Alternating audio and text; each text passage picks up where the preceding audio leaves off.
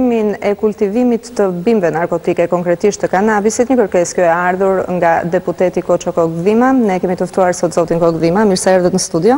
Faleminderit, mirë se u gjeta. Deklarata juaj e djeshme ishte spontane, mirëmenduar, si? Paraprakisht të shëroj që të bëj 2-3 parashtrime për të shmangur në një keqkuptim ose në një konfuzion që është krijuar nga sa kam ndjekur këto 2 ditë në rrjetet sociale. Spari, sigurisht që unë kam parashtruar në dy faqe të gjitha ato çështjet që bashkëbisedova me ministrin Panariti në Komisionin e Ekonomisë dhe kam kuptuar se disa nga qytetarët që janë përfshirë në debate në rrjetin social, në rrjetet sociale, sigurisht që më rezulton që nuk i kanë lexuar ato mendime dhe deklarata dhe për t'i sqaruar dhe mëtej do të ndihmoj edhe ky bashkëbisedim sonte. Gjithashtu dua që të tërheq pak, të theksoj pak faktin se diskutime për tema të tilla nuk janë shumë janë pak të komplikuara, nuk janë shumë të përfshirë njerëzit në një diskutim të hapur. Ka shumë ndjeshmëri, jo vetëm për shkak të karakterit shumë kompleks që ka kjo çështja e drogës, por çdo lloj njeriu ka parasysh ndjeshmëri të posaçme. Dikush është indikuar nga politizimi i çështjes ose nga fakti që tema të tilla janë përdorur shpeshherë në luftën politike nga palët kundër njëra tjetrës. Dikush tjetër është indikuar nga ngjarje dramatike që kanë ndodhur me përdorues droge, ose dikush tjetër është indikuar nga kuadri penal shumë i ashpër që ne kemi për këto përdoruesit dhe shpërndarësit e vegjël të drogës. Dikush tjetër ndikohet nga dënimet e ashpra që kanë pësuar shumë të rinj dhe të reja, e kështu me radhë. Pra kjo është një temë e ngarkuar shpeshherë dhe nuk është një temë që nxit një debat të hapur ku përfshihen palët pa paragjykime. Dua të them se unë jam vetë personalisht bëj pjesë në njerëzit shumë sensitiv për përdorimin e drogës, për dëmet e rënda dhe pasojat shumë të mëdha të përdorimit të drogës nga të rinjt dhe të rejat veçanërisht. Nuk ka gjë më të rëndë për jetën, për shëndetin, për personalitetin dhe për karrierën e një njeriu sesa përfshirja në përdorimin e narkotikëve të ndryshme. Dhe në këtë pikpamje, domethënë, nuk dua që të ketë asnjë lloj keqkuptimi, përkundrazi, jam edhe personalisht shumë i angazhuar që të sensibilizojmë të gjitha institucionet e shoqërisë, të gjitha institucionet përgjegjëse që nga familja, shkolla, qartë, por ju kërkuat legalizimin e mbjelljes së kanabisit. Dhe diçka tjetër përpara se sa të vi tek pyetja juaj. E theksova edhe në diskutimin në komision parlamentar, e theksova edhe në diskutimin në seancën parlamentar, në seancën plenare të parlamentit para pak ditësh, se nuk kemi asnjë dyshim në rëndësinë jashtëzakonisht të madhe dhe në luftën që bëri qeveria e dal nga 23 qershori kundër narkotrafikut në Shqipëri, për të cilën ne kemi përcjellë bashkërisht që të gjithë si një ngjarje me rëndësi të madhe dhe me ndikim të madh. Ajo luftë e madhe dhe e rëndësishme praktikisht vurin në kontroll gjithë territorin, sepse kishin ndodhur ato në Lazarat hynin dot as gazetarët, nuk hynin dot as policia etj. Dhe ishte një realitet ku qeveria dhe shteti nuk kishin kontrollin mbi territorin. Ajo luftë praktikisht shpërbëri disa banda të armatosura dhe ktheu nëpër qelit e burgjeve disa kriminal. Ajo luftë i hoqi Shqipërisë nga qafa gjitha të imazh komprometues dhe shkatrues si vendi i narkotrafikut në Europë.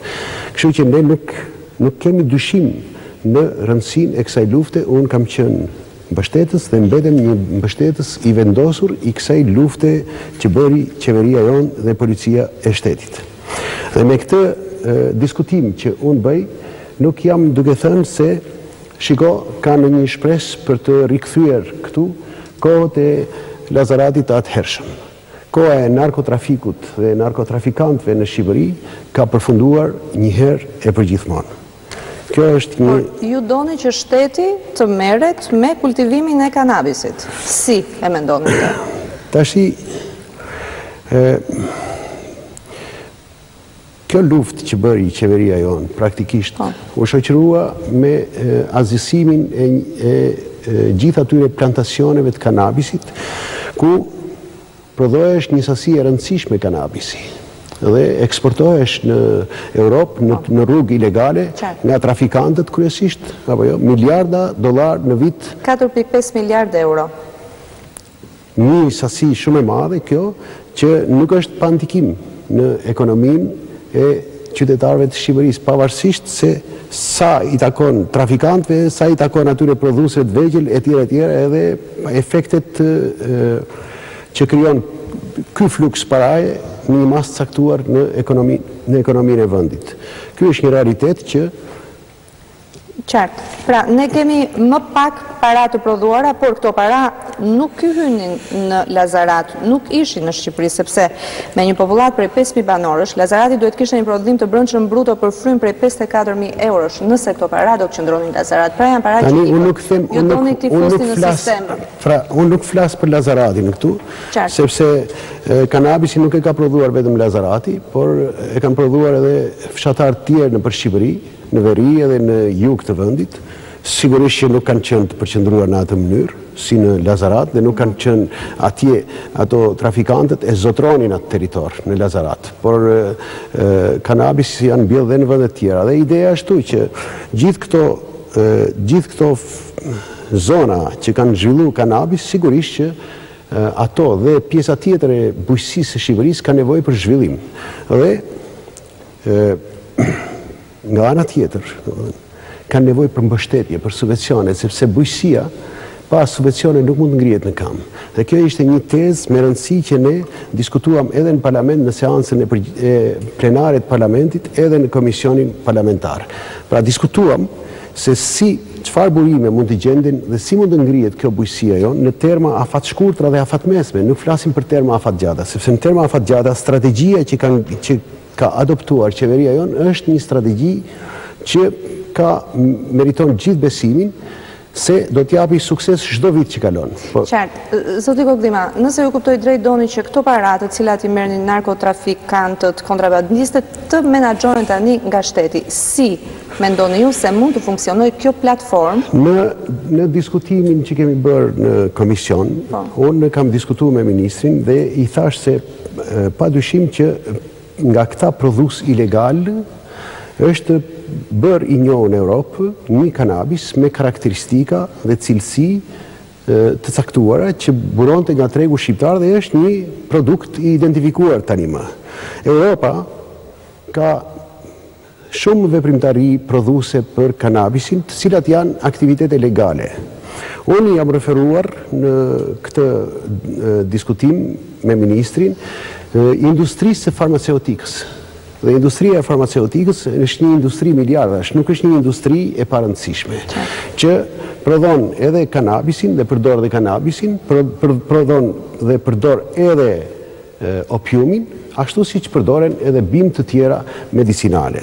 Dhe në këto kushte, kur ky kanabis në Shqipëri është prodhuar dhe prodhohet një kanabis me cilësi shumë të mira për tregjet e Europës, atëherë shteti mund ta planifikojë këtë prodhim. Shteti mund ta licencoj, ta taksoj, ta kontrolloj dhe ta blej këtë prodhim, ta marrë këtë prodhim shteti dhe ta eksportoj për këto industri farmaceutike ose për aktivitete tjera të ligjshme në vendet e Europës dhe në tregjet tjera. Kjo do ishte edhe nga një ranë, edhe ruan këtë prodhim që është realizuar pavarësisht nga rruga ilegale në të cilën ai u bë, edhe krijon një veprimtari të kontrolluar e cila do t'i japi të ardhura buxhetit shtetit dhe do t'i japi të ardhura atyre që do ta prodhojnë këtë aktivitet. Nuk bëhet fjalë që të kthehemi tek prodhimi masiv dhe i pa kontrolluar. Bëhet fjalë tek një aktivitet për një aktivitet të kontrolluar dhe të licencuar dhe të taksuar. Qartë, sa e lehtë mund të jetë kjo sepse duke qenë le të themi një fushë që ka shumë fitim, është shumë fitim prurse, deri në qershor të këtij viti Lazarati lulëzonte nga kanabisi, aty ka qenë Lazarati 20 vjet, por në këtë qershor u ndërhyn Lazarat. Pra, sa lehtë është që kjo vërtet të jetë në kontrollin e shtetit dhe të mos fillojë të lulëzojë dhe kontrabanda, sa lehtësisht e menaxhueshme është. Tashi, ajo mbretëria e Lazaratit ishte në kulmin e fuqisë së trafikantëve të drogës në Shqipëri. Edhe e pam shumë mirë se si e çmontoi policia jonë e shtetit atë situatë dhe e vuri plotësisht nën kontrollin e saj. Mund të duhet politikisht qeverisë kjo gjë. Dhe, më falni, kur ka vullnet, çdo gjë qeveria dhe shteti mund të kontrollojë çdo gjë. Dhe ashtu siç po bën qeveria jonë reforma në çdo fushë. Tani kemi reformën e energjisë elektrike. Apo jo, që deri më sot është vjedhur energji elektrike. Ju siguroj se nuk do mund të vidhet më energji elektrike. Nuk do të ndodhi më. Vullneti i shtetit është një gjë e mjaftueshme për të kontrolluar territorin, për të kontrolluar zbatimin e ligjeve e kështu me radhë. Ajo që unë kam thënë atje nuk është një plan, por është një temë për debat. Nuk pretendojmë që të zgjidhim në një bashkëbisedim të shkurtër në një komision parlamentar të zgjidhim një çështje. Kjo është një çështje debati, është një çështje e hapur për të cilën sigurisht duhet të bëhen studime, duhet të bëhen vlerësime, duhet të bëhen planifikime, duhet të merren masa e kështu me radhë, duhet diskutuar me të gjithë faktorët e tjerë, duhet negociuar madje edhe me tregjet e mundshme që mund të tërheqin këtë produkt e kështu me radhë. Pra nuk është një çështje që u tha këtu dhe u mendua dhe u zgjidhen gjërat. Ajo është një çështje debati e cila i paraprin një mundësie që ky prodhim të organizohet dhe të ndihmojë për të bërë të ardhura. Qartë. Nga pikpamja politike, vendi ynë aspiron të hyjë në Bashkimin Evropian. Mendoni se e ka luksin, le të themi, që të ndërmarrë një gjë të tillë ndërkohë që është në vëzhgimin për të bërë pjesë e familjes evropiane, sepse ka vende evropiane, por përsëri Evropa është konservatore ndaj legalizimit në masë të lëndëve narkotike, kultivimit tyre. Nuk duhet bërë konfuzion me se si e kupton secili këtë çështjen e legalizimit, por duhet të diskutojmë se si është përmbajtja e propozimit tim. Ka shumë vende në Europë dhe në botë që kanë aktivitete legale të lidhura me kanabisin, opiumin, bimë tjera medicinale e tjera. Ka shumë vende. Nuk pa që nevoja të përmend vendet saktuara, janë me 10 vende që kanë aktivitete legale me këto lloj produktesh. Dhe rregullimet ligjore sigurisht që janë rregullime që i bën çdo vend. Edhe ato, edhe Shqipëria, nëse e vlerëson këtë ide, nëse e merr në konsiderat dhe e gjejnë pas një diskutimi me të gjithë aktorët dhe faktorët, e gjen të mundur këtë gjë, patjetër që mund ta bëj këtë gjë. Dhe nuk është një çështje që ka ndonjë pengim. Ky rregullimet për këtë çështje çdo vend evropian i bën vetë. Qartë, mendoni se nëse ju do ta shtjelloni më tej tezën tuaj, do gjeni mbështetje, keni kontakte që mund keni mbështetje edhe nga homologë tuaj të tjerë, deputetë të tjerë? Unë nuk kam diskutuar për këtë çështje, të them drejtën, nuk është se e kam bërë në një çështje diskutimi, as nuk është se e kam një kauzë që duhet i kushtoj energji pa fund kësaj gjë. Nuk kam ngritur aq pretendime në atë diskutim, por mendoj që kemi edhe diçka tjetër që mund ta negociojmë me BE-n. Faktikisht me çështjen e luftës kundër drogës, Shqipëria e vogël bëri një investim të rëndësishëm në luftën kundër trafikut për vendet e BE-s, sepse gjithë kjo drogë, 4 miliardë sa euro drogë në vit, siç thoni juve, ose diçka më pak siç thon burimet tjera, e gjithë kjo drogë ka qenë destinuar dhe shkonte në Europë. Dhe praktikisht qeveria jonë dhe policia jonë kanë bllokuar dhe kanë shkatëruar gjithë këtë trafik narkotikësh në Europë.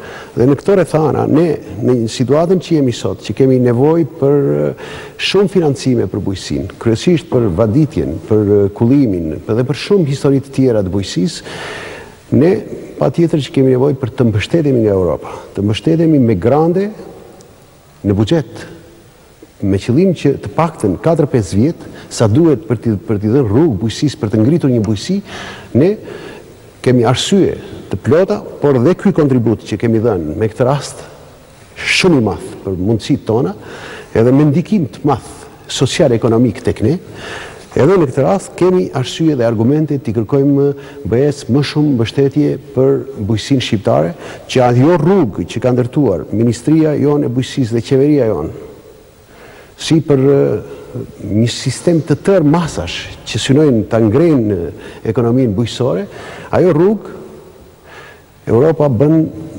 Europa e subvencionon bujqësinë e saj me 59 miliard euro në vit.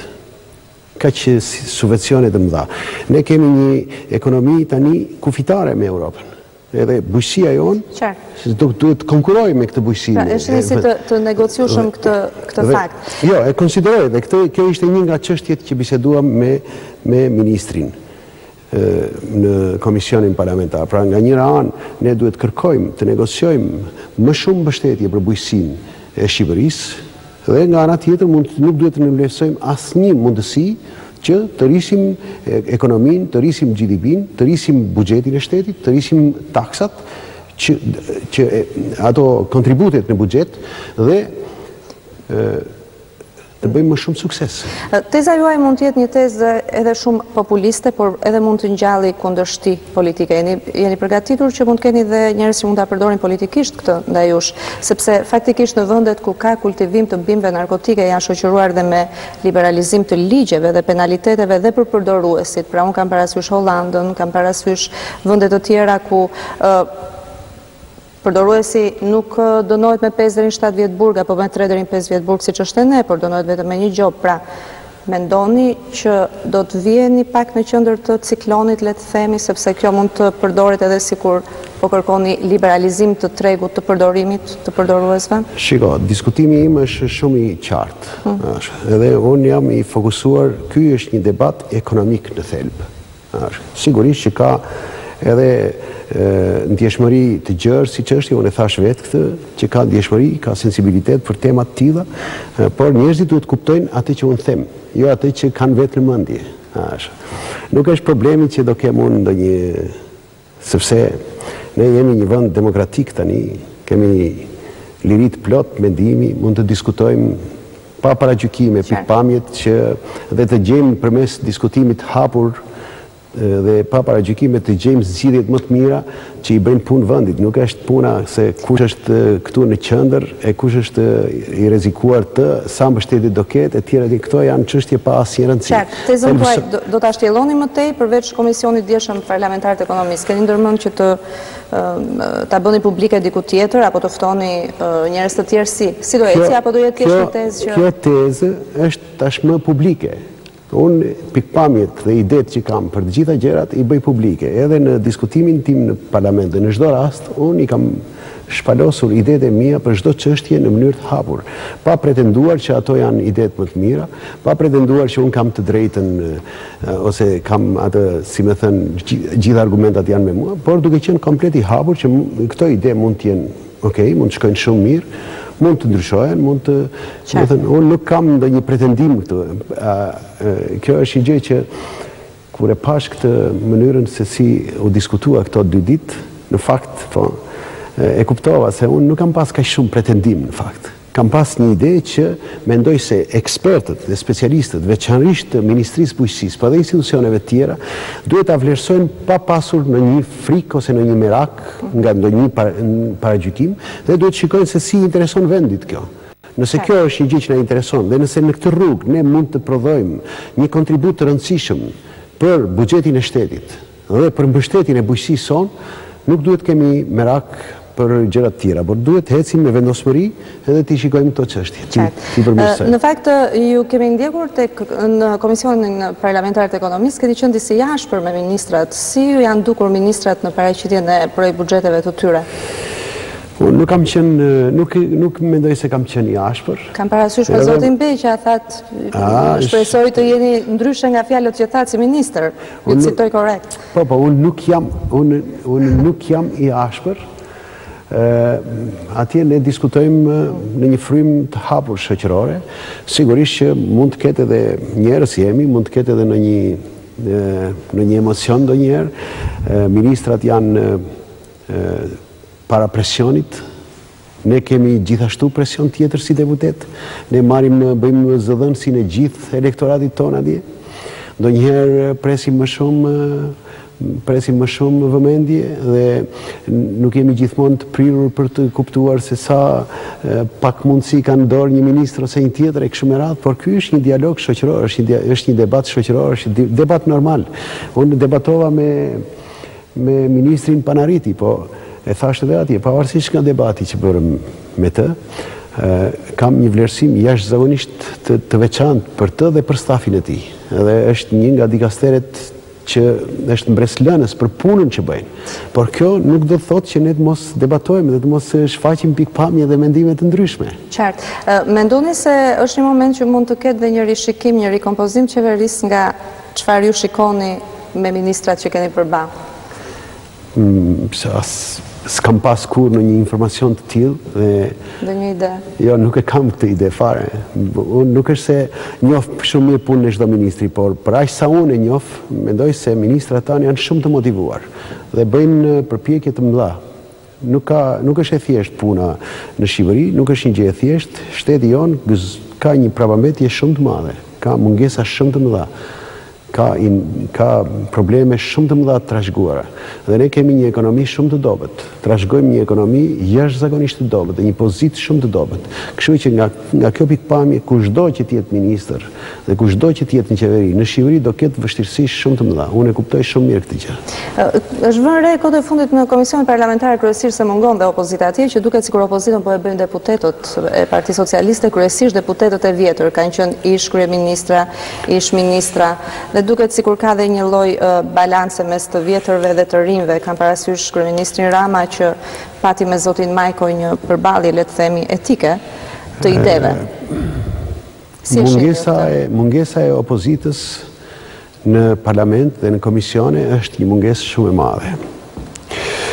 Edhe pavarësisht se sa përpjekje bëjmë ne për të qenë shumë i sinqert, nuk e plotësojmë dot boshllëkun që krijon mungesa e kolegëve të opozitës. Ne mirëpresim dhe kemi shumë nevojë për kritikën dhe për këndvështrimet e tyre, sepse vetë këndvështrimi i tyre është një horizont tjetër për mënyrën e analizës që i bëjnë gjithë punëve të qeverisë dhe punëve të shumicës sonë. Por, ndërkohë, fryma e diskutimit që ne kemi brenda mazhorancës sonë është jashtëzakonisht e hapur. Jam shumë i sinqert me ju. Është një frymë shumë e hapur, shumë kritike, përpiqemi që të gjejmë atë që është më e mira, i themi gjërat pa menduar se mund të palesi e merr ky, palesi e merr ai, dhe si rezultat i këtij debati që është në fundit shprehje e ndjenjës shumë të lartë përgjegjësisë që ne kemi. Jemi shumë të përgjegjshëm dhe jemi shumë të shqetësuar që të bëjmë më të mirën. Nuk kemi, si thua, zgjidhjet në duar gjithnjë që të realizojmë pritshmëritë që kanë qytetarët ndaj nesh. Ka shumë pritshmëri të larta, ka shumë kërkesa të larta, ka shumë nevoja, si për punë, si për shumë gjëra të tjera, dhe ne nuk i kemi mundësitë që t'i përgjigjemi qytetarëve sot që ata kanë kaq shumë nevoja. As qeveria, as deputetët, as shumica. Por, nga ana tjetër, kjo ne nuk na pengon që të kërkojmë zgjidhjen më të mirë dhe të vëmë në lëvizje çdo lloj burimi që ekziston midis nesh dhe brenda qeverisë të shtetit tonë për t'ju afruar sa më shumë pritshmërive të njerëzve.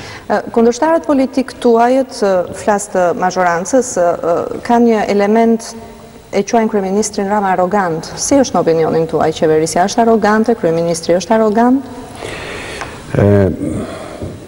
Tashi, kundërshtarët tonë nuk është se dua që çdo gjë që thonë ata ta paragjykoj, por thonë aq shumë të pavërteta, edhe kanë thënë aq shumë male me gënjeshtra e me shpifje, sa që e kanë bërë jo shumë motivuese angazhimin tim, për shembull, për të i dhënë përgjigje se si është kjo deklaratë e tyre për kryeministrin ose për këtë përfaqësues të shumicës son të koalicionit tonë të majtë e tjera. E vërteta është që opozita nuk është konstruktive dhe etike në kritikën e saj.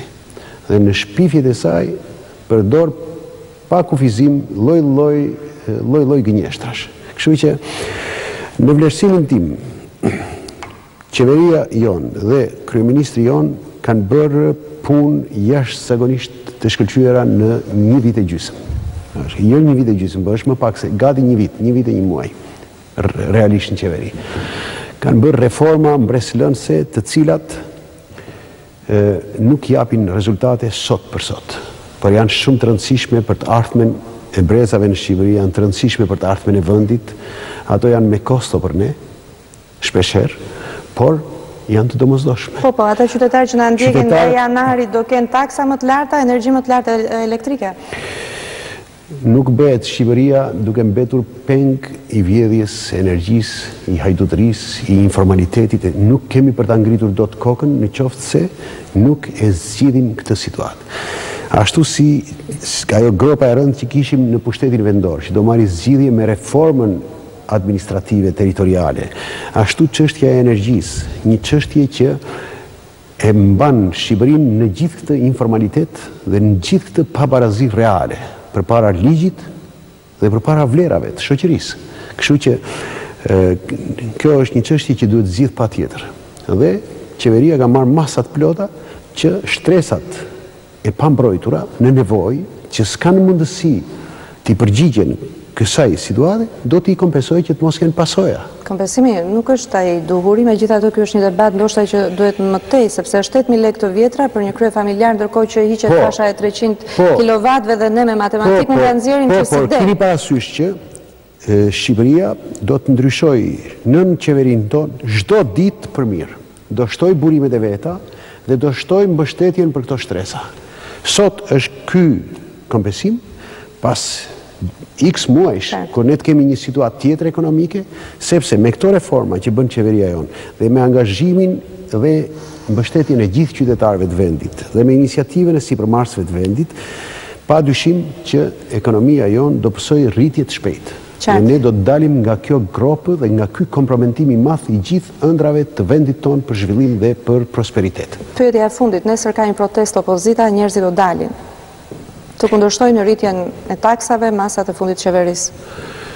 Këto, nëse duam që të dalim nga varfëria, nga skamja dhe nga gjithë kjo situatë e rëndë, ku në të cilën e sollën Shqipërinë udhëheqësit e tranzicionit të dështuar të këtyre 20 e ca viteve që kaluam, po duhet të bëjmë këto reforma dhe të mbështesim këto reforma të qeverisë dhe kryeministrit Edi Rama.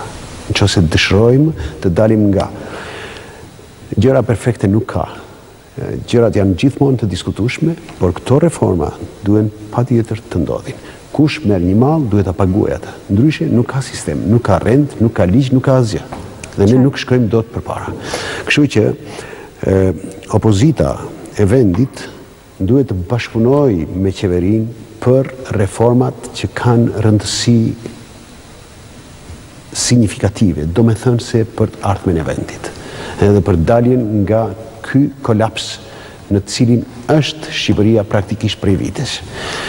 Nuk duhet të instrumentalizoj, nuk duhet të marri ato të prekurit nga këto reforma, sepse njerëz të varfër, ekstremisht varfër, që preken nga këto reforma, mund t'i manipulojmë dhe mund të përpiqemi që t'i bëjmë kundërshtues në qeverisë, po kjo nuk ndihmon për gjë. Dhe nuk do t'i bëj punë as opozitës. Opozita, populli e ka instiktin e dallimit të qëllimit në çdo aksion politik. E ka instiktin e dallimit të së vërtetës. Dhe në fundit populli jonë e kupton që këto reforma nuk bëhen sepse kështu do qeveria jonë, por sepse nuk shkojmë dot më përpara. Kemi mbaruar. Edhe që të shkojmë përpara duhet i bëjmë këto dhe duhet të shikojmë si të ngrejmë një ekonomi funksionale në Shqipëri. Qartë. Zoti Kokodhima, unë ju falenderoj shumë për pranimin në studion e ABC News dhe në fakt e nisëm për të folur për propozimin tuaj të dieshëm, por folëm edhe për tema të tjera, do të jenë gjithmonë mirëpritur në studion ton. Faleminderit.